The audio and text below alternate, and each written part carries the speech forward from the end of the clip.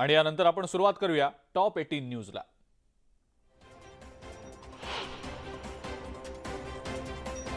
नक्षलग्रस्त गडचिरोली जिल्ह्यामध्ये पोलीस भरतीला उत्साहात सुरुवात झाली। जिल्ह्यामध्ये एकूण 508 पोलीस शिपाई आणि चालक पदांसाठी एकूण 25,000हून अधिक उमेदवारांचे अर्ज आलेले आहेत।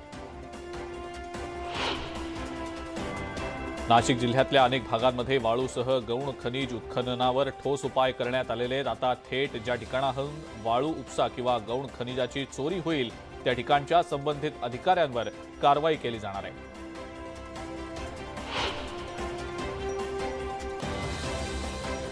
यावर्षीही देशामध्ये अन्नधान्याचं मोठ्या प्रमाणात उत्पादन होण्याचा अंदाज व्यक्त करण्यात आलाय। देशामध्ये यावर्षी गव्हाची विक्रमी लागवड झालेली आहे। कडधान्य आणि तेलबियांच्या पेरणीतही मोठ्या प्रमाणावर वाढ झाली आहे। महाराष्ट्रात विदर्भ वगळता सगळीकडे किमान तापमान ढगाळ स्थितीमुळे सरासरी पुढेच असल्यानं थंडी काहीशी आटोक्यात आलेली आहे। विदर्भातल्या काही भागांमध्ये तापमानात मोठी घट झाली आहे, तर उर्वरित महाराष्ट्रात 2 ते 3 दिवसानंतर तापमानात घट होण्याची शक्यता आहे।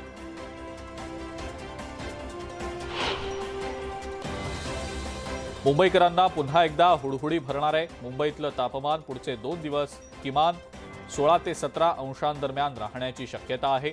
हवामान विभागानं हा अंदाज वर्तवलाय।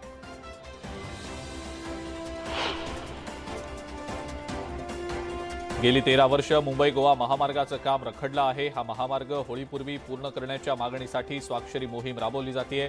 मुंबई महानगर, रायगड आणि रत्नागिरीसह अन्य भागातल्या कोकणवासियांनी ही मोहीम आता सुरू केली आहे। समृद्धी महामार्गावर वाहन चालक वेग मर्यादेच्या नियमांचं सर्रासपणे उल्लंघन करत वेगानं वाहनं चालवतायत। या महामार्गावर वेग मर्यादेचे नियम पायदळी तुडवल्याप्रकरणी 11 डिसेंबर ते 2 जानेवारी दरम्यान 613 प्रकरणांची नोंद झालेली आहे। पश्चिम रेल्वेच्या टीसींनी गेल्या वर्षभरात विना तिकीट प्रवास करणाऱ्या तब्बल 13,000 जणांना पकडलंय। याद्वारे तब्बल 1 कोटींपेक्षा अधिकचा दंड वसूल करण्यात आलेला आहे। मध्य रेल्वेवरच्या दिवा, विद्याविहार आणि नाहूर स्थानकातील होम फलाटाच्या शेजारी आणखी एक फलाट बांधण्याची रेल्वेची योजना आहे। त्यामुळे गर्दीमध्ये या फलाटावर दोन्ही दिशेनं लोकलमध्ये चढता आणि उतरता येणार आहे। पुण्यातील वाहतूक सुरळीत करण्यासाठी विजयकुमार मगर यांनी पार्किंग आणि नो पार्किंग संदर्भातले काही अंतिम आदेश आणि काही तात्पुरते आदेश जारी केलेत आणि त्यानुसार आता पुणेकरांना गाड्यांचं पार्किंग करावं लागणार आहे। ओमायक्रॉन B.1.1 व्हेरियंटची लागण झालेले परदेशातनं आलेले 2 प्रवासी आढळलेले आहेत। मुंबई विमानतळावरच्या RT-PCR चाचणीमध्ये 2 प्रवासी कोरोनाबाधित आढळलेले होते। यामध्ये 9 प्रवाशांचे नमुने आता पुण्यामध्ये पाठवण्यात आलेले आहेत। मुंबईतल्या नाले सफाईसाठी 55,42,19,00,000 रुपयांच्या निविदा मुंबई महानगरपालिकेनं काढलेल्या आहेत। निविदांना योग्य प्रतिसाद मिळाल्यास जानेवारी अखेरपर्यंत प्रशासकीय प्रक्रिया पूर्ण करून फेब्रुवारीपासून नाले सफाईला सुरुवात होण्याची शक्यता आहे। वर्षभरात पावसाळापूर्व 75%, पावसाळ्यात 15% आणि पावसानंतर 10% अशा 3 टप्प्यात नाले सफाई होत असते। औरंगाबाद महापालिका प्रशासनानं शहरातील नागरिकांना समान पाणी पुरवठा करण्यासाठी नव्या वर्षापासून नवं वेळापत्रक जाहीर केलंय आणि यानुसार नळधारकांना महिन्याभरात 6 वेळेला पाणी देण्याचं नियोजन करण्यात आलेलं आहे। मुंबई गोवा महामार्गावरच्या कशेडी घाट हे अपघाताचं ठिकाण बनलेलं आहे। त्यामुळे चोळई गाव हद्दीमध्ये ब्लॅक स्पॉट तयार झालेले असून याबाबत रायगड पोलीस अधीक्षकांनी संबंधितांना सूचना केलेल्या आहेत। 15 जानेवारीला होणाऱ्या मुंबई मॅरेथॉनमध्ये यंदा 55,000 स्पर्धकांनी सहभाग घेतलाय। कोरोनानंतर 2 वर्षांनंतर ही मॅरेथॉन स्पर्धा पार पडणार आहे। मावळमधील महिंद्रा कंपनी परिसरात बिबट्यात मुक्त संचार करताना सीसीटीव्हीमध्ये टिपला गेलेला आहे। या घटनेमुळे परिसरात भीतीचं वातावरण आहे। बिबट्याचा बंदोबस्त करण्याची मागणी केली जाते। बुलढाणा जिल्ह्यातील ज्ञानगंगा अभयारण्य जंगल सफारीसाठी आलेल्या पर्यटकांना बिबट्याचं दर्शन झालेलं आहे। दरम्यान पर्यटकांना बिबट्याला आपल्या कॅमेऱ्यामध्ये टिपण्याचा मोह काही आवरता आलेला नाही।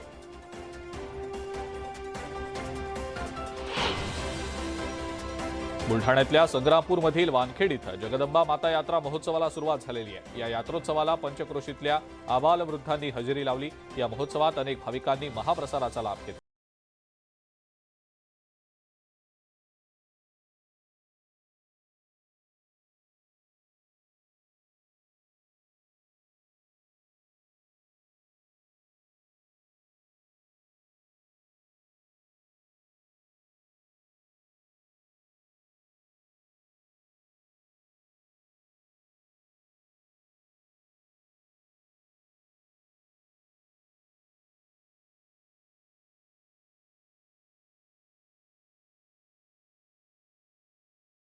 जाहीर करणार आहे। भारती विद्यापीठाच्या सुपर स्पेशालिटी रुग्णालयाचं शरद पवार आणि देवेंद्र फडणवीस यांच्या हस्ते उद्घाटन होईल। त्यामुळे पवार आणि फडणवीस या कार्यक्रमात एकत्र दिसतील।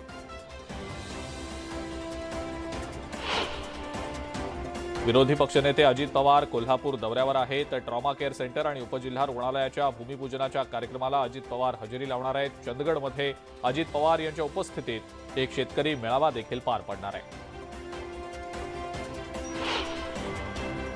साताऱ्यातल्या दरे गावातील आणि पंचक्रोशीतल्या ग्रामपंचायत निवडणुकीमध्ये घवघवीत यश संपादन केलेल्या सगळ्या नवनिर्वाचित ग्रामपंचायत सदस्य आणि सरपंचांचा मुख्यमंत्री एकनाथ शिंदे यांनी सत्कार केला। यावेळेला बाळासाहेबांची शिवसेना पक्षामध्ये मोठ्या प्रमाणावर अनेक कार्यकर्त्यांनी प्रवेश केलेला आहे।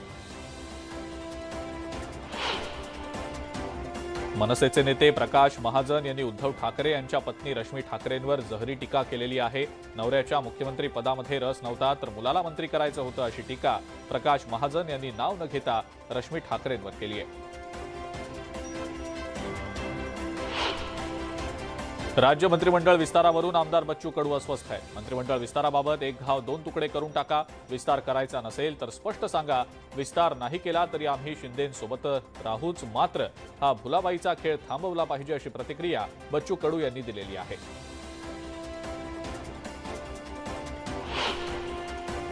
राष्ट्रवादी काँग्रेसच्या खासदार सुप्रिया सुळे यांनी देवेंद्र फडणवीस यांना एक विनंती केलेली आहे। राज्याच्या राजकारणामध्ये सुरू असलेले गलिच्छ आरोप प्रत्यारोप थांबवा। मी माझ्या पक्षापासून सुरुवात करते। अनेक महिन्यांपासून हे सत्र सुरू आहे। महिलांना माते समान सन्मान आहे, तिथं हे घडतंय, हे दुर्दैवी असल्याची प्रतिक्रिया सुप्रिया सुळे यांनी दिलेली आहे।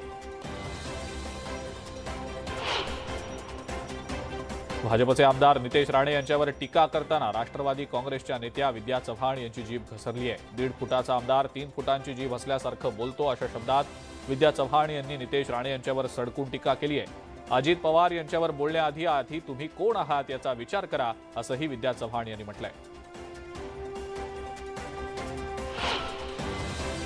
विरोधी पक्षनेते अजित पवार यांनी पत्रकार परिषद घेत अनेक मुद्द्यांना हात घातला। बारामतीमध्ये निवडणुका झाल्या तर दोन्ही गट आमच्याच विचारांचे असतील, जो निवडून येईल त्याला मदत करण्याचं धोरण असल्याचंही त्यांनी सांगितलं।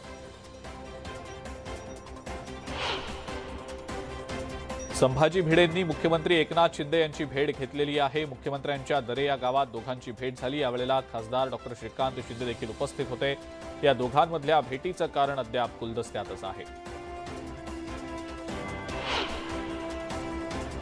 आमदार योगेश कदम यांच्या गाडीचा अपघात झालेला नसून हा घातपाताचा कट असल्याचा संशय बाळासाहेबांची शिवसेना पक्षाचे नेते रामदास कदम यांनी व्यक्त केला आहे।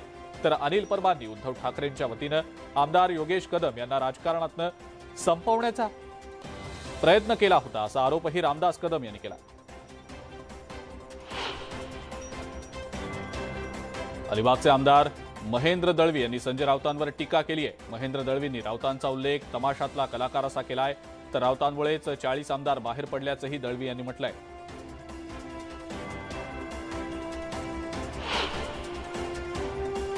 दापोलीतल्या साई रिसॉर्ट प्रकरणी माजी आमदार संजय कदम यांनी धक्कादायक खुलासा केलाय। साई रिसॉर्ट अनिल परबांचं नसून रामदास कदम यांचा सख्या लहान भाऊ असलेल्या सदानंद कदम यांचा आहे, असं संजय कदम यांनी म्हटलंय। तर दापोलीतील पर्यटनाला रामदास कदम यांनी खीळ घातल्याचंही संजय कदम यांनी म्हटलंय। आम्ही उद्धव ठाकरेंसोबत राहिल्यामुळे त्रास देण्याचं काम सुरू आहे। माझी संपत्ती ही वडिलोपार्जित असल्याचं वैभव नाईक यांनी स्पष्ट केलंय। अशा चौकशांना आम्ही घाबरत नाही। चौकशी किंवा मोजमाप करण्यासाठी आलेल्या अधिकाऱ्यांना सहकार्य करणार असल्याचंही त्यांनी सांगितलं।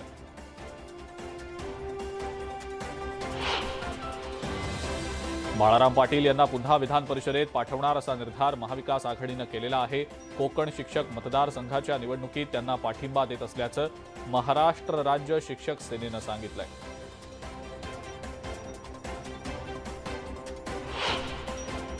सांगलीमध्ये एकीकडे पालकमंत्र्यांच्या संपर्क कार्यालयावर लाखोंची उधळपट्टी केल्याचा प्रकार समोर आलेला असतानाच आता परिवहन विभागाच्या कार्यालयासाठी लाखो रुपये खर्च करून बांधण्यात आलेली प्रशस्त इमारत धूळ खात पडू नये. इतकंच नाही तर ही इमारत आता चोरांचा अड्डा देखील बनलेली आहे.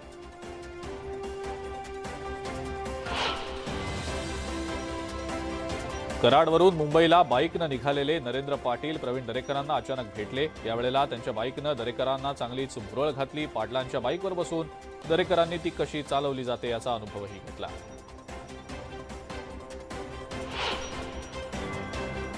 वाळणे गावच्या लाखो भक्तांचं श्रद्धास्थान असलेल्या उत्तेश्वर यात्रेमध्ये लाखो भाविकांनी हजेरी लावली. मुख्यमंत्री एकनाथ शिंदे यांनी सुद्धा सहकुटुंब उत्तेश्वराचं दर्शन घेतलं. त्या मंदिरात शिंदे कुटुंबाचा मान असून खासदार डॉक्टर श्रीकांत शिंदे यांनी दीपमाळ प्रज्वलित केली.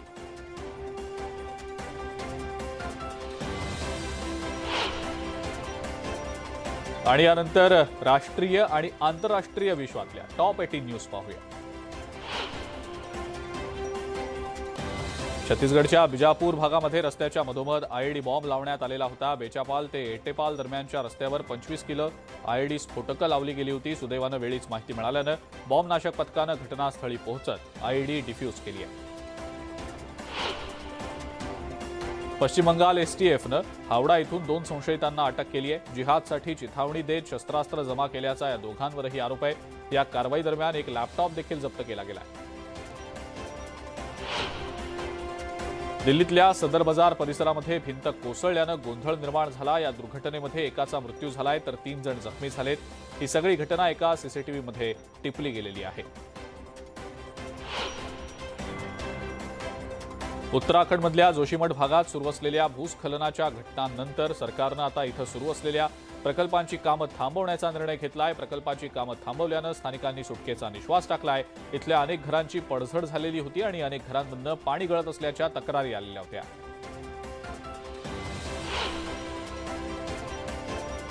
राजधानी नवी दिल्लीमध्ये काही नायजेरियन नागरिकांनी गोंधळ घातला. व्हिसा संपल्यानंतर सुद्धा भारतात राहणाऱ्या काही नायजेरियन नागरिकांवर पोलीस कारवाई करत असताना त्यांच्या सहकाऱ्यांनी गोंधळ घातला. या प्रकरणी पोलिसांनी 4 नायजेरियन नागरिकांना ताब्यात घेतलंय.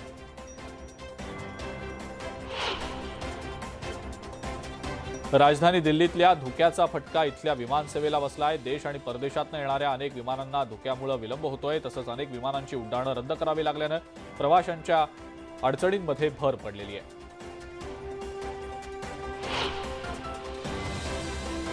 मध्य प्रदेशमधल्या सागर जरूआखेडा स्टेशनजवळ पूल निर्माण कार्यादरम्यान एक मोठी दुर्घटना घडली. पुलाचा गर्डर टाकत असताना तो खाली पडला.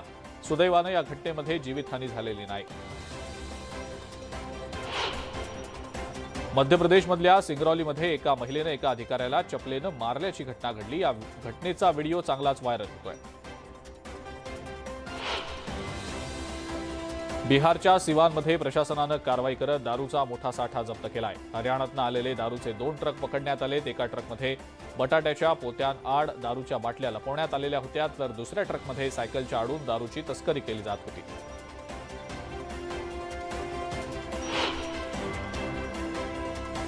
बिहारमधल्या मुझफ्फरपूरमध्ये शॉर्ट सर्किटमुळे आग लागल्याची घटना घडलेली होती. अग्निशमन दलाच्या जवानांनी अथक प्रयत्नानंतर या घरांना लागलेल्या आगीवर नियंत्रण मिळवलं. मात्र यामध्ये 16 बकऱ्यांचा मृत्यू झालाय.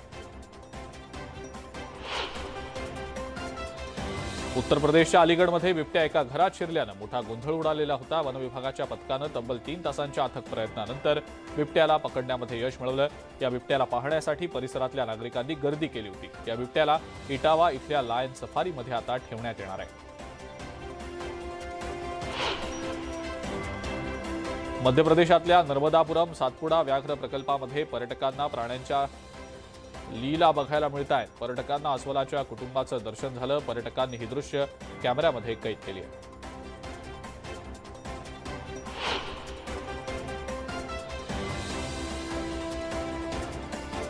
वाराणसीमध्ये भेट देणाऱ्या पर्यटकांसाठी गंगा नदीच्या वालुकामय किनाऱ्यावर सर्व आधुनिक सुविधांनी युक्त टेंट सिटी उभारण्यात आलेली आहे. पर्यटकांना कोणताही त्रास होणार नाही यासाठी योग्य ती खबरदारी घेतली जाते. केरळमध्ये आई आणि मुलानं एकत्र लोकसेवा आयोगाच्या परीक्षेत यश मिळवलंय. 42 वर्षीय बिंदू आणि त्यांच्या 24 वर्षीय मुलानं एकत्र केरळ लोकसेवा आयोगाची परीक्षा पास केली आहे. बिंदू यांना LDS परीक्षेत 92वा क्रमांक तर त्यांच्या मुलाला 38वा क्रमांक मिळालाय. कर्नालमध्ये भारत जोडो यात्रेच्या दरम्यान काँग्रेस खासदार राहुल गांधींनी लुना नावाच्या कुत्र्यासोबत फिरताना दिसतायत आणि याचा व्हिडिओ सध्या सोशल मीडियावर चांगलाच व्हायरल झालाय. यंदाच्या वर्षी प्रजासत्ताक दिनाची तिकीटं ऑनलाईन पद्धतीनं मिळणार आहेत. 6 जानेवारी ते 24 जानेवारी दरम्यान प्रजासत्ताक दिन आणि 23 जानेवारीला होणाऱ्या रंगीत तालमीची तिकीटं ऑनलाईन पद्धतीनं काढता येऊ शकतील. यासाठी केंद्र सरकारच्या वतीनं आमंत्रण पोर्टल जारी करण्यात आलेलं आहे. मध्य प्रदेशच्या इंदूर इथं अहिल्याबाई होळकरांची 100 फुटांची भव्य रांगोळी काढण्यात आली. शालेय विद्यार्थ्यांनी ही भव्य दिव्य रांगोळी काढली आहे.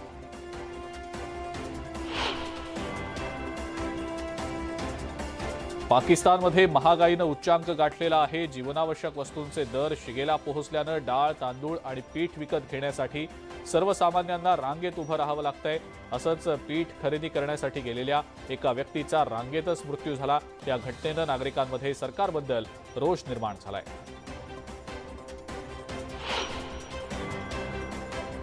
आणि यानंतर आपण मनोरंजन विश्वातल्या टॉप 18 न्यूज पाहूया.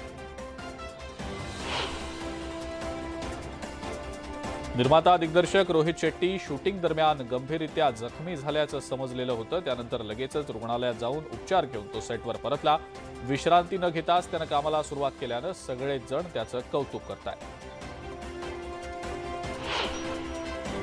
रणबीर कपूर, आलिया भट्ट आणि नीतू कपूर यांनी शनिवारी माध्यमांसोबत एक बैठक आयोजित केली होती. यावेळेला त्यांनी सगळ्या मीडियाला, फोटोग्राफर्सना त्यांची मुलगी राहाला 2 वर्ष होईपर्यंत तिचे फोटो क्लिक न करण्याचं आवाहन केलंय.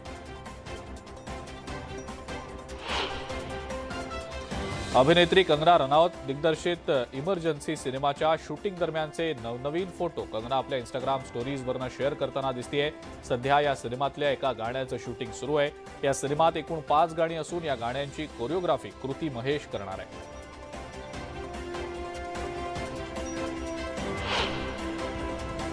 दाक्षिणात्य सुपरस्टार चिरंजीवी आणि रवी तेजा यांचा वॉल्टेर विरैया या सिनेमाचा दमदार ट्रेलर प्रेक्षकांच्या भेटीला आलेला आहे. या चिरंजीवी आणि रवी तेजाचा हटके लुक दिसतोय. दमदार ऍक्शन सीन्स दिसत आहेत. श्रुती हसन या सिनेमात मुख्य भूमिकेत दिसणार आहे. हा सिनेमा 13 जानेवारीला रिलीज होणार आहे. अक्षय कुमार याची पत्नी ट्विंकल खन्नानं मुलीसह चक्क रिक्षातून प्रवास केला. कार असताना सुद्धा ट्विंकलनं रिक्षातून प्रवास केल्यानं तिचा साधेपणा दिसून आलाय. त्यांचा या ऑटो रिक्षा राईडचा व्हिडिओ सध्या सोशल मीडियावर व्हायरल होतोय.